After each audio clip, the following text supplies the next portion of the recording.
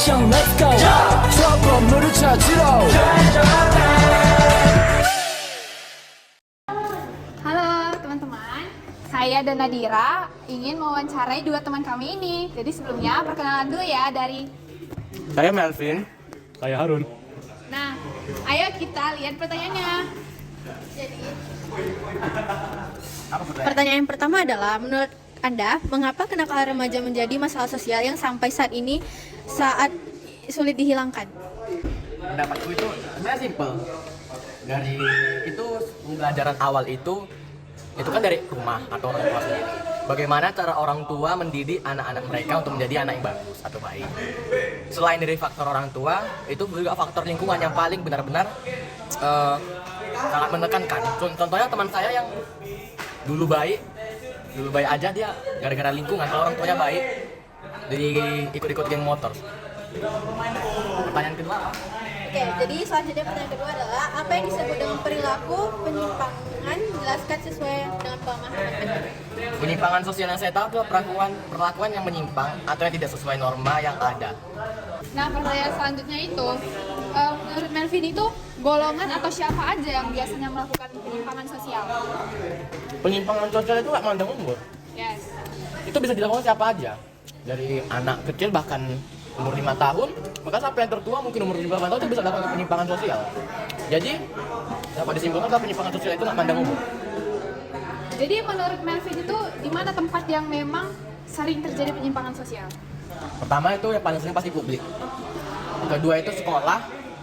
Sama ketiga itu keluarga. Cuma di keluarga itu pasti jarang. Tergantung sama orang tuanya.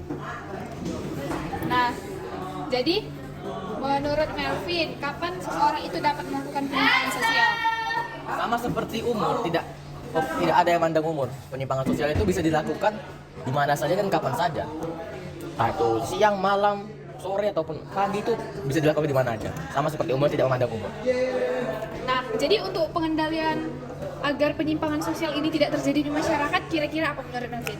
Kalau misalnya untuk orang tua yang masih muda itu, kalau bisa ajar anaknya sesuai dengan norma, adat istiadat ataupun sesuai dengan agama. Kalau misalnya kita udah besar kayak gini itu simpel sebenarnya. Karena kita pasti punya akal sendiri kan. Pasti kita bisa belajar apa itu penyimpangan sosial, adab dan apa peraturan-peraturan di masyarakat. Jadi itu perubahan itu diambil dari diri sendiri. Itu menurut saya. Nah, gimana kalau misalnya kita remaja tidak bisa menyadari kalau kita itu sudah salah jalur? Nah, itu dia. Perubahan itu memang dari diri sendiri. Tapi karena memang manusia makhluk sosial, pastinya juga butuh yang namanya teman. Kalau misalnya nggak bisa teman, pasti kita harus cari orang yang lebih tua. Karena orang yang lebih tua itu pastinya lebih paham tentang kita, termasuk orang tua kita. Dan mereka juga pastinya berpengalaman. Makanya itu walaupun percuma banyak teman, tapi kok perlakuan kita dengan orang tua aja sudah di luar batas, bagaimana kita mau berubah kan? Jadi, itu aja pertanyaan kami. Terima kasih Melvin sudah menjawab ya. Oke, selanjutnya kita bakal naik ke Priscila nih. Nah, menurut Priscila, mengapa kenakalan remaja menjadi masalah sosial yang sampai saat ini sulit dihilangkan? Oke, makasih ya Dira. Karena ada beberapa faktor yang kompleks. Yang pertama itu karena pengaruh perubahan sosial atau globalisasi. Baru yang kedua ada kurangnya kesadaran dan kurangnya pendidikan. Lalu faktor ekonomi. Oke, pertanyaan selanjutnya, menurut Priscila, apa yang disebut dengan perilaku penyimpang dan sesuai dengan pembahasan Anda? Terima kasih Nadira. Menurut saya, penyimpangan sosial itu perilaku yang melanggar norma-norma dan peraturan yang berlaku di masyarakat dan di tengah masyarakat. Nah, sekarang pertanyaan ketiga, yaitu menurut Sila, bagaimana cara pengendalian sosial terhadap penyimpangan yang telah terjadi di masyarakat? Oh, ada beberapa cara menurut saya. Ada 4. Yang pertama itu tegaknya hukum dan sistem peradilan. Yang kedua ada sanksi sosial. Yang ketiga ada pendidikan dan kesadaran masyarakat. Dan yang keempat itu ada dukungan keluarga. Tapi kalau misalnya yang di sistem peradilan ini, di situ bertujuan untuk menghukum pelaku gitu, untuk mengurangi adanya penyimpangan sosial. Lalu kalau misalnya yang sanksi sosial itu memberikan sanksi atau hukuman kepada setiap pelaku supaya tidak melanggar penyimpangan sosial. Lalu yang ketiga tadi ada pendidikan dan kesadaran. Itu gunanya pendidikan itu untuk memberikan pengetahuan serta edukasi tentang penyimpangan sosial dan kesadaran supaya masyarakat lebih tahu tentang mana penyimpangan sosial mana tidak. Dan yang keempat itu ada peran keluarga itu gunanya untuk mendukung dan mengedukasi serta untuk mencegah terjadinya penyimpangan sosial. Oke, selanjutnya pertanyaan keempat. Menurut Cila, siapa aja sih biasanya yang melakukan penyimpangan sosial? Makasih ya Gila, menurut saya ada dua bentuk, yaitu kelompok dan individu. Kelompok ini tergantung, misalnya kelompok transisi siswa, kelompok kelompok narkotika gitu. Itu individu tertentu, misalnya kalau individu yang melakukan pencurian, individu yang melakukan perampokan itu. Oke Cila, pertanyaan selanjutnya, kapan seseorang dapat melakukan penyimpangan sosial? Kalau menurut saya, seseorang itu melakukan penyimpangan sosial tergantung pada situasi dan konteksnya, serta juga pengaruh lingkungannya. Oke Cila, ini pertanyaan terakhir ya.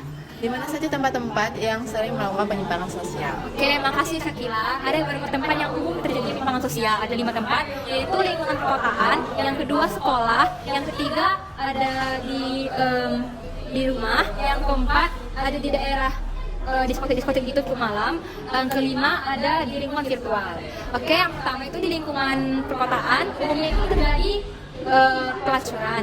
pelacuran, narkotika, dan KKN. Lalu yang selanjutnya di lingkungan sekolah itu mungkin terjadi bullying, lalu pencurian, perampokan dan lain-lain.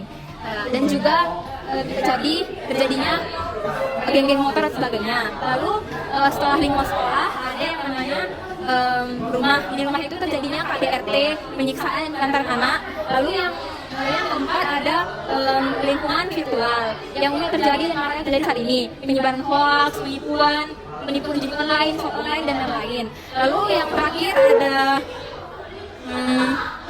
tempat hiburan itu terjadinya penyimpangan sosial seperti pelacuran, narkotika, penjudian dan lain-lain. Terima kasih. Ibu, jadi gimana Bu kabar hari ini? Alhamdulillah.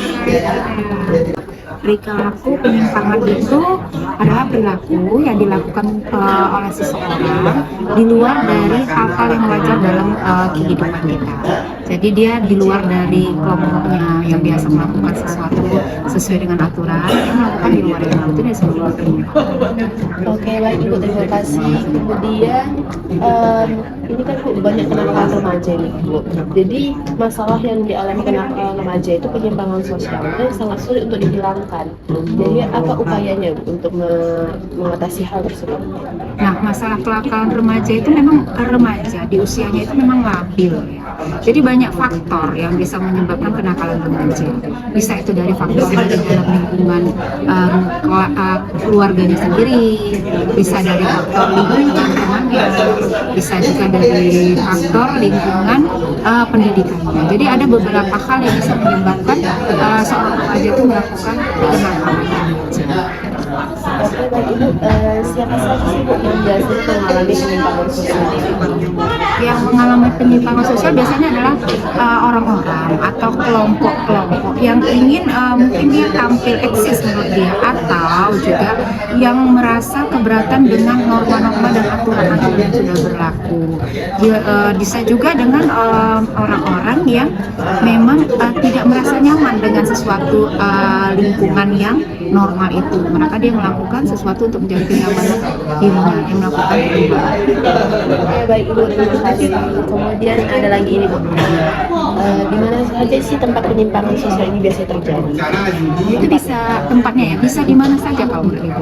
Bisa terjadi di rumah tangga, di lingkungan pergaulan, di lingkungan sekolah, pendidikan, di lingkungan tertentu, di mana saja kita bisa itu.